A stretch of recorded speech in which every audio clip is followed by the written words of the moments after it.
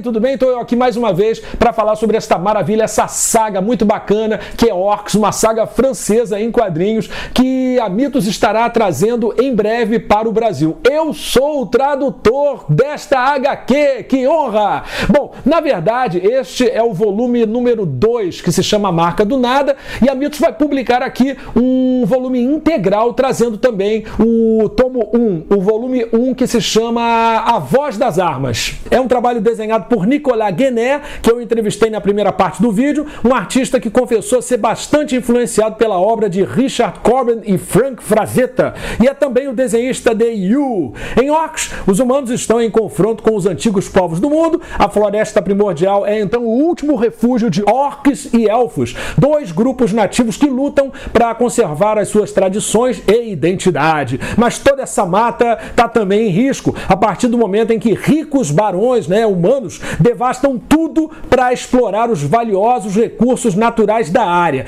Em meio à morte de seu antigo líder, os orcs terão que escolher um novo chefe que os una e que os guie na batalha sangrenta que está por vir. É isso aí, aventura, batalhas, sangue, política, religiosidade, ecologia e até romance estão presentes nessa incrível HQ que vai sair em breve pela Mitos.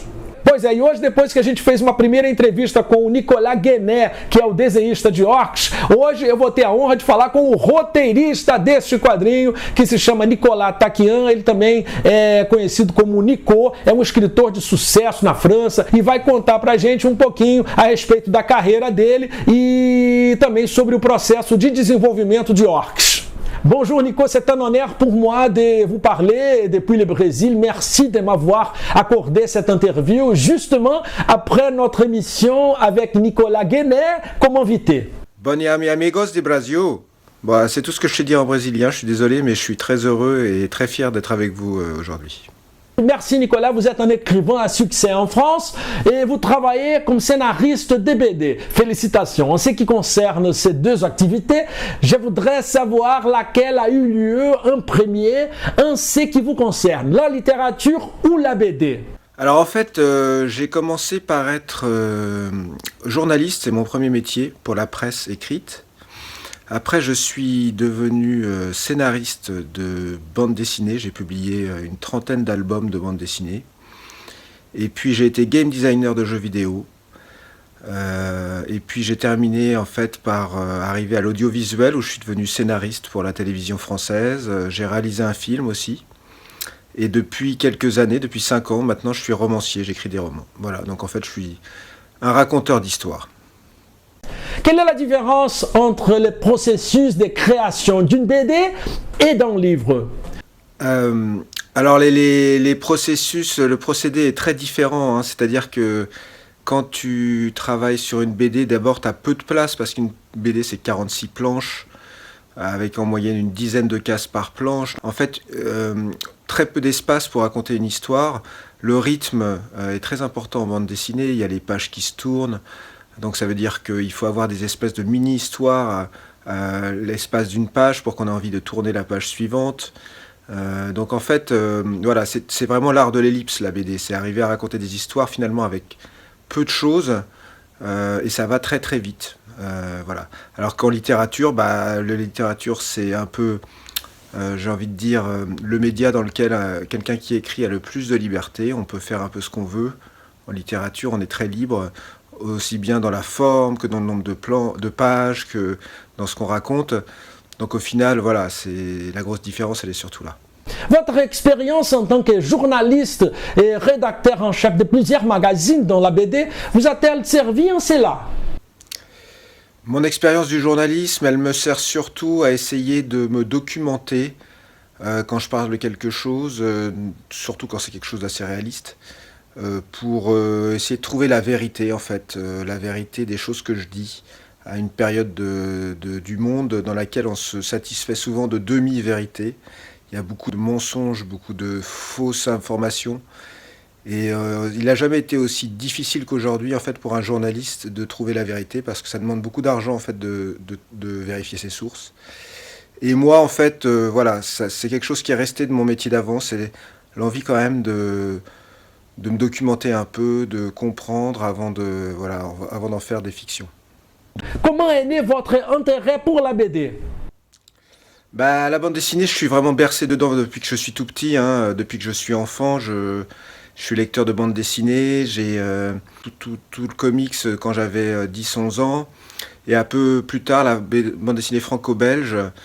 Donc voilà, c'était à l'époque, dans les années 80, 85, 90, le support dans lequel l'imaginaire était le plus riche parce qu'il n'y avait pas encore toute cette richesse qu'il y a maintenant dans le jeu vidéo.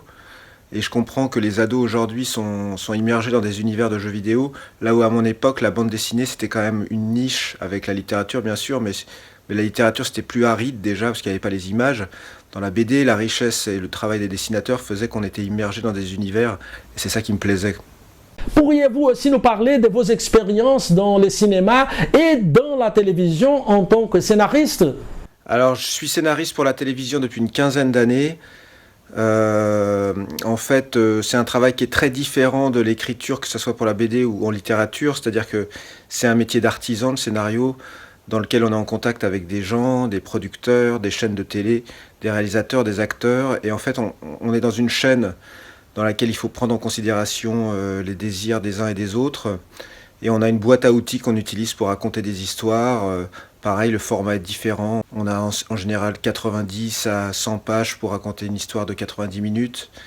Donc c'est aussi un art de l'ellipse d'une certaine manière, un peu différent de la BD, avec d'autres contraintes, mais voilà, une autre manière de raconter des histoires qui me plaît beaucoup, hein, puisque ça fait une quinzaine d'années que je fais ça. J'ai créé des séries pour la télévision française. Je continue de le faire. Aujourd'hui, il se passe beaucoup de choses avec Netflix, ça devient international, c'est très intéressant. Et ça permet de trouver un autre support pour raconter ces histoires. Est-ce que l'on peut dire que cette religiosité accablée présente dans Orc est une sorte de parodie de notre époque où il est beaucoup question de fanatisme, d'intégrisme et d'extrémisme? Oui, je pense que de toute manière, les auteurs réagissent un peu à la société qui les entoure, hein. Moi, dans Orc, je me rappelle que j'avais vraiment envie de parler de l'histoire du peuple sud-américain, la manière dont le colonialisme s'est fait là-bas, la manière dont les peuples occidentaux sont arrivés, ont imposé leur religion, ont imposé leurs lois. Les orques, en fait, ressemblent un peu aux Indiens andais qu'il y avait en Amérique du Sud. Et les humains sont assez des conquistadors d'une certaine manière. On a un mix entre l'histoire, la grande histoire de ce continent, et l'heroic fantasy et ses archétypes, parce qu'en fait ça m'intéressait pas de reprendre des personnages archétypaux d'heroic fantasy, même si j'ai adoré bien entendu, et je suis un très grand lecteur de Tolkien mais en réalité c'est pas la fantasy, ce qui m'intéressait c'était de faire un récit de dark fantasy. Dans l'interview précédente, Nicolas, j'ai cité l'influence visuelle de Richard Corbin dans le travail de Nicolas Guéner. Je voudrais savoir quelles sont vos propres influences en la matière en tant que scénariste. Alors moi, dans les scénaristes de bande dessinée, mon maître vraiment est celui qui m'a vraiment donné envie de construire des récits de bande dessinée, c'est Alan Moore, quoi. Alan Moore, c'est pour moi quelqu'un qui a amené la dimension adulte dans des univers qui ne l'étaient pas vraiment. La manière dont il traite les super-héros dans les Watchmen, par exemple, c'était à la fois très novateur au moment où il l'a fait, et puis surtout c'était très politique, très engagé. Ça voulait dire autre chose que juste une fable avec des héros. Et moi, c'est vraiment ce qui m'intéresse, c'est pas de faire du social, mais en tout cas de mixer la réalité du monde dans lequel on vit et des genres qui sont souvent des genres de l'imaginaire. Au-delà de Tolkien, est-ce qu'il y a eu d'autres influences sur la construction des orques?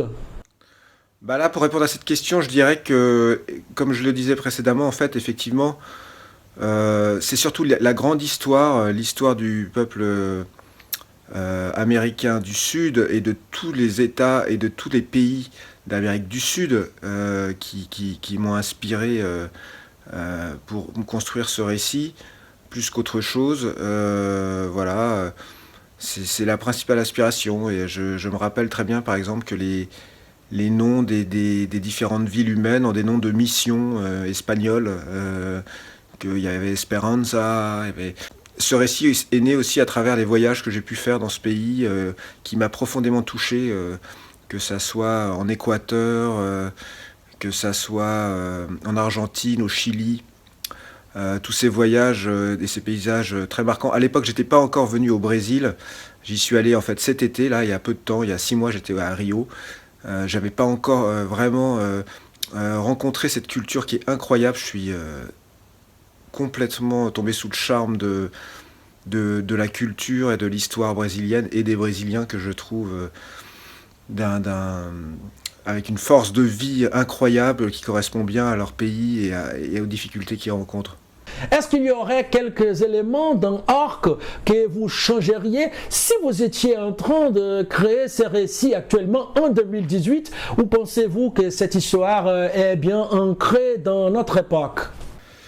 Des éléments que je changerais, non, parce qu'en réalité, un récit, quand on l'écrit, il est inscrit dans l'époque où on l'écrit, et après, on n'a pas de regard dessus. Je vous avoue que Orc, je ne l'ai pas relu depuis quelques temps, et j'étais très content du travail de Nicolas, qui est un artiste exceptionnel au moment où je l'ai écrit et au moment où il est sorti. Et aujourd'hui, je ne me vois pas du tout retravailler le récit ou le changer. Je suis très satisfait de ce qu'il est. Alors après, on a eu une petite déception avec Nicolas, c'est qu'on avait prévu de le faire en 3 tomes. Malheureusement, ça n'a pas pu se faire. On a été obligé un peu de couper le récit pour qu'il se fasse en 2 tomes. Donc j'avais d'autres choses à dire à l'intérieur de ce récit à l'époque. Mais sinon, voilà, on est très content du résultat, et surtout on est très content qu'il arrive jusqu'à vous. Est-ce qu'il y a un personnage dans Orc auquel vous vous êtes peut-être vous-même identifié? Ça, c'est une question qu'on pose souvent aux scénaristes ou aux auteurs. En fait, moi, il n'y a pas de personnage auquel je me suis identifié dans Orc. Je me identifie un peu à tous les personnages. J'ai dans tous les personnages des choses qui me touchent, des éléments qui sont proches de moi, d'autres moins. Et voilà, je me projette un peu dans tous les personnages. C'est comme ça qu'on arrive à écrire des personnages et à créer des personnages d'ailleurs. Donc voilà, non, il n'y en a pas spécifiquement un qui me ressemble, auquel je m'identifie. Voilà. Merci encore une fois, Nicolas. Et quelle est la grande révolution que Orc porte par rapport à l'univers Heroic Fantasy? Franchement, je ne sais pas si Orc a fait une révolution, quelle que soit dans la fantasy. Ce qui est sûr, c'est que Orc s'inscrit dans un genre qui est plus de la dark fantasy, qui est sans doute plus adulte que la fantasy traditionnelle, parce que il y a derrière ce récit et derrière le background de cet univers quelque chose d'un peu politique, et que ça rend la fantasy plus adulte. Voilà, c'est ce qui m'intéresse. Hein. Je citais Alan Moore, qui allait bien entendu beaucoup plus loin dans ce qu'il fait. Mais c'est la démarche que j'aime, quoi. C'est ça qui rend peut-être le récit un peu différent des autres récits de fantasy. Voilà, je sais que vous avez déjà visité le Brésil, en particulier la ville de Rio de Janeiro. Connaissez-vous des dessinateurs ou des scénaristes de BD brésiliens? Alors malheureusement non, j'en connais pas du tout. J'avoue n'avoir jamais travaillé, même sur mes 30 albums de bande dessinée, j'ai jamais travaillé avec un dessinateur brésilien ou un coloriste brésilien.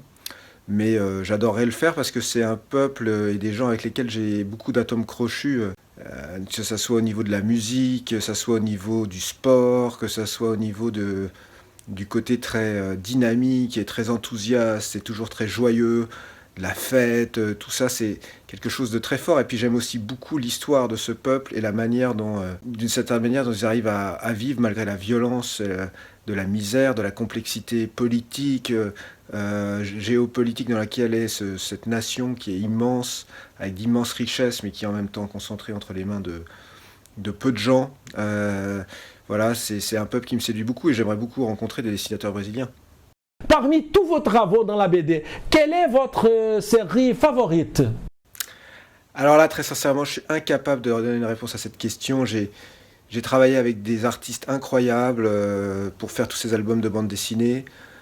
J'ai eu beaucoup de chance qu'on me fasse confiance pour raconter ces histoires. Il n'y en a pas un que je préfère plus que l'autre.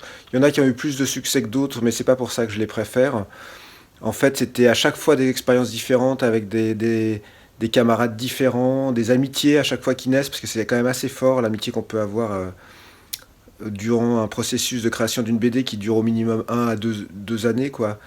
Donc non, j'ai pas de préférence. Voilà, j'ai adoré faire ce métier de raconteur d'histoire dans la BD. Merci, merci. C'est un grand honneur pour nous d'avoir pu vous interviewer, Nico. J'espère qu'un jour, vous nous rendrez visite ici au Brésil avec Nicolas Guénet. Je vous servirai volontiers des guides pour vous faire découvrir ma ville dans ses moindres recoins. Bonne continuation à vous et encore merci. Moi aussi, je suis très heureux et très fier d'avoir pu un peu communiquer avec vous. Voilà, je suis ravi que Orc puisse être découvert au Brésil et j'espère effectivement qu'on se verra là-bas. J'espère que ça vous plaira à vous tous, cette bande dessinée, et je vous dis à très bientôt. Mais uma vez agradeço então ao Nicolas Taquian por nos ter concedido esta entrevista. Olha, muito simpático da sua parte, valeu mesmo. E eu vou aproveitar para falar sobre esta maravilha, que é esta outra maravilha, que é a Guerra dos Mundos, quadrinho que a Mitos publicou recentemente com a minha tradução, que honra, né? É uma HQ inspirada na obra de H.G. Wells, que também escreveu A Máquina do Tempo, escreveu A Ilha do Doutor Moreau. É um orgulho pessoal, né, ter traduzido esse quadrinho. Vou mostrar aqui rapidamente, né? Como vocês veem, é um quadrinho impresso em papel de extrema qualidade e que não deixa nada a dever para a edição original. Aliás, vocês estão vendo aí que eu estou também mostrando na tela as imagens de um outro especial que eu fiz falando justamente sobre a versão importada francesa original. Então, olha, comprem, muito legal, a Guerra dos Mundos. E eu prometo que eu volto em breve com Cutting Edge, O Fio da Navalha, e também com A Noite dos Mortos Vivos, que foram 2 outros quadrinhos que eu traduzi para Mitos Editora. Até lá, valeu!